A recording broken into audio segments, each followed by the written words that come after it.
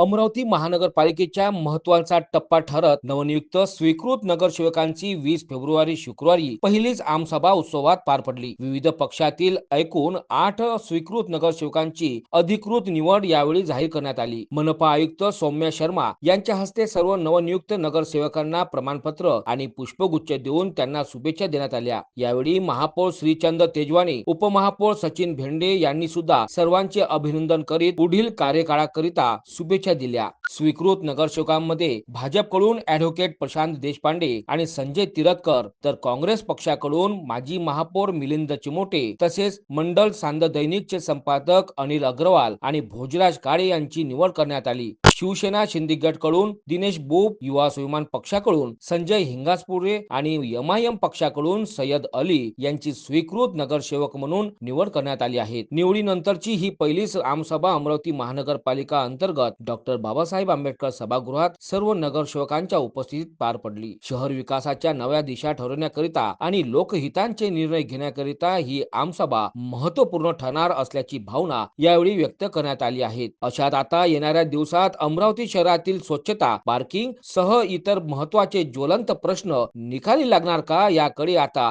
सर्वांचे लक्ष लागले आहे। काँग्रेस पक्षाच्या नेत्या आमच्या नेत्या यशोमतीताई ठाकूर, दुसरे काँग्रेस पक्षाचे नेते या शहराचे माजी पालकमंत्री आदरणीय डॉक्टर सुनील भाऊ देशमुख, या जिल्ह्याचे खासदार बळवंत भाऊ वानखडे, शहराचे अध्यक्ष बबलू भाऊ शेखावत, या सगळ्यांनी माझ्यावर ही जबाबदारी टाकली।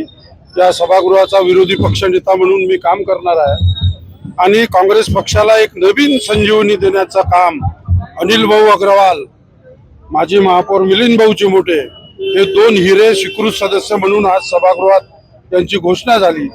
मी काँग्रेस पक्षाच्या सर्व नेत्यांचा मनापासून आभारी आहे आणि आमच्या समोर एक आव्हान आहे की पक्षाच्या संदर्भामध्ये अधिक पक्ष मोठा करण्याची जबाबदारी आहे, लोकांना न्याय देण्याची जबाबदारी आहे, या गावातले विकासाचे प्रश्न सोडवण्याची जबाबदारी आहे। प्रशासकाच्या काळामध्ये जो भ्रष्टाचार झाला तो आता पुढच्या काळात तुम्ही सभागृहात सगळे ऐकणार आहे। आम्ही प्रशासनाच्या काळात झालेला भ्रष्टाचार सगळा उघडकीस आणणार आहे।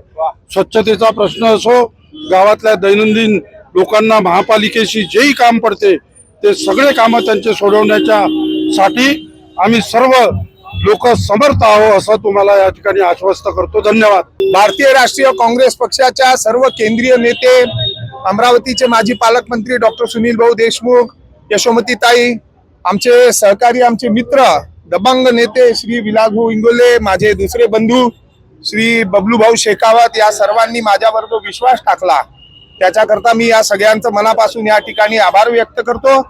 गेल्या 4 वर्षामध्ये या शहरामध्ये फार मोठा भ्रष्टाचार प्रशासकाच्या राजवटीत झालेला आहे। पूर्ण या शहराची स्थिती बिघडून गेली आहे। अशा परिस्थितीमध्ये सभागृहामध्ये मला प्रवेश मिळाला।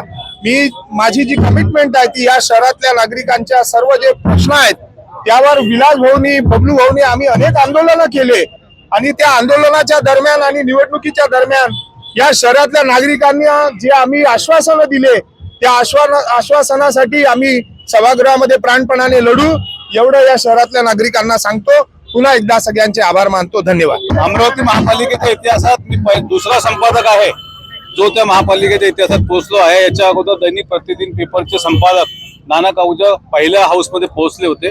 यानंतर मी लकी आहे का आज मराठी वृत्तपत्र सृष्टीचे जनक बाळशास्त्री जांभेकर यांची जयंती आहे आणि ह्या दिवसाला माझ्या सभागृहात स्वीकृत नगरसेवक म्हणून माझी घोषणा झाली।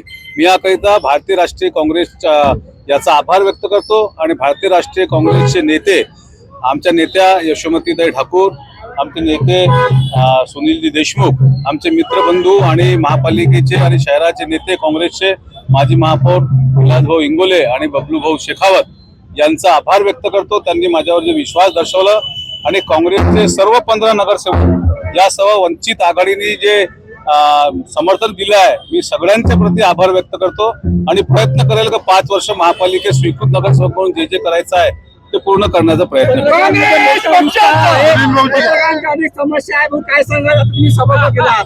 आता मी पत्रकार, जरी आता स्वीकृत नगरसेवक झालो असेल तरी DNA माझा पत्रकाराचाच आहे, म्हणून पत्रकार म्हणूनच हाऊसमध्ये वागेल इतकी आम्ही देतो। खरं सांगायचं तर स्वीकृतपदी निवड झाल्याबद्दल सर्वप्रथम आमची श्रेष्ठी आहेत बावनकुळे साहेब, फडणवीस साहेब, नंतर आमचे कोठेकरजी आणि लोकलचे सगळे, त्या सगळ्यांचा मनपूर्वक आभार व्यक्त करतो.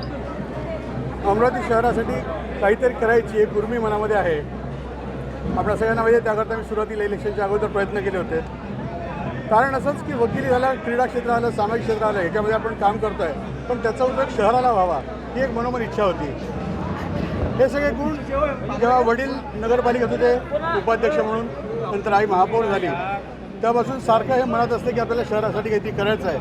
आणि ही जी इच्छाशक्ती असते त्या ती ही इच्छा पूर्ण करण्याकरताच भाजपने माझ्यामधलं काहीतरी जाणलं असावं आणि त्यांनी त्या अधिकाराने मला इथे आज पाठवलं आहे. माझं वैद्यकीय क्षेत्र, सामाजिक क्षेत्र, नाट्य क्षेत्र आणि क्रीडा क्षेत्र या सगळ्यांशी जो माझा अनुभव आहे, जे कॉन्टॅक्ट्स आहे, या सगळ्यांचा अनुभव पाठीशी घेऊन अमरावती शहराकरता काय काय करता येईल तो सर्वतोपरी प्रयत्न मी येणाऱ्या काळामध्ये करणार आहे. आणि त्या दृष्टीने आपल्या सगळ्यांचं सहकार्य लागणार आहे, एवढीच अपेक्षा आपल्यासमोर आज व्यक्त करतो. तिकीट मिळाली नव्हती, तुम्ही नाराजी झाली होती. आता तुम्ही नाराजी दूर झाली का? तिकीट मिळाल्यानंतर इथपर्यंत बरोबर आहे, पण नाराजी झाली होती असं म्हणता येणार नाही. कारण तिकीट न मिळाल्यानंतरसुद्धा मी भाजपसाठी काम केलं, प्रभाग क्रमांक 17चा प्रभारी म्हणून मी काम केलं आणि भाजपचा चांगला निकाल लागावा या दृष्टीने मी कार्यरत होतो. आणि ते जे काम माझं होतं ते बघितल्यानंतरच भाजपने मला स्वीकृत सदस्य म्हणून इथे अधिकार दिलेला, आपल्या जबाबदारी दिलेली.